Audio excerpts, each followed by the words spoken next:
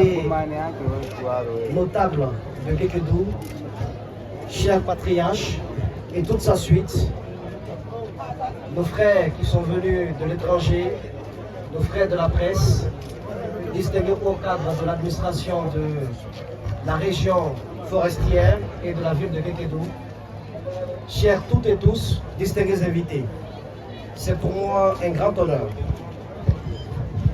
d'être ici sur la terre de Kekedu, une terre de résilience, une terre qui donne des leçons à la République de Guinée depuis plus de 20 ans, une terre qui a subi et qui a vécu les affres de la guerre, mais dont les filles et les fils ont fait preuve d'une grande dévotion pour la République, en construisant brique par brique cette ville, en rallumant dans toutes ces maisons qui ont été détruites les flammes de l'espérance, en faisant de telle sorte que Kekedu ne disparaisse pas, que Kekedu ne tombe pas.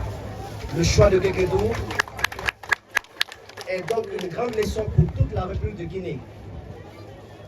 Les armes ont à un moment détruit les maisons. Aujourd'hui, avec la célébration des 72 heures du livre sur la terre de Kekedu, c'est le triomphe des mots sur les armes. Parce que la plus grande arme que nous puissions détenir, c'est vraiment les livres.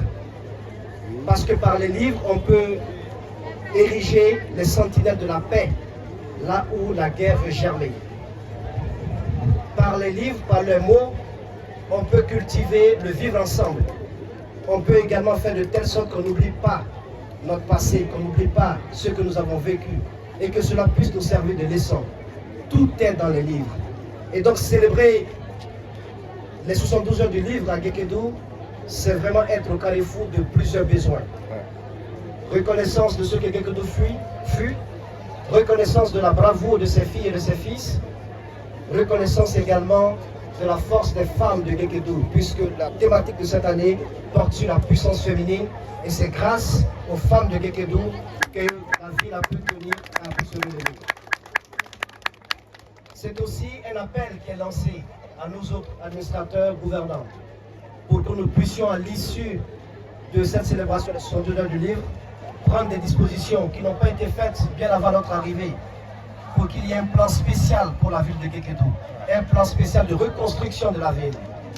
Parce que c'est ce qui se doit dans les villes qui ont connu la guerre, qui ont été le théâtre d'affrontement. Et je pense que le chef de l'État est quelqu'un de qui est très touché par ce genre de questions. Il prêtera une oreille attentive à la situation de Kekedu pour que cette ville puisse retrouver toute la lueur qu'elle représentait pour la République de Guinée il y a quelques années. Monsieur Sansi Kaba, commissaire général, et ses femmes ambassadrices, je tiens à vous remercier du fond du cœur. Au nom du chef de l'État, du chef suprême des armées, le général Mamadi Doumbouya, au nom du Premier ministre chef du gouvernement, je tiens à vous dire merci pour ce que vous faites pour le rayonnement de notre pays à l'international.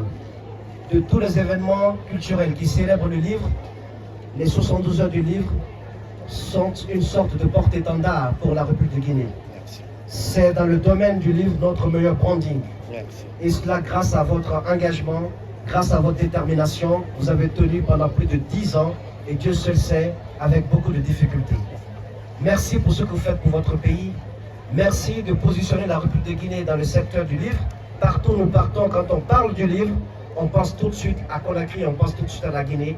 Et c'est grâce à des événements majeurs comme les 72 heures du livre. Je tiens à vous remercier.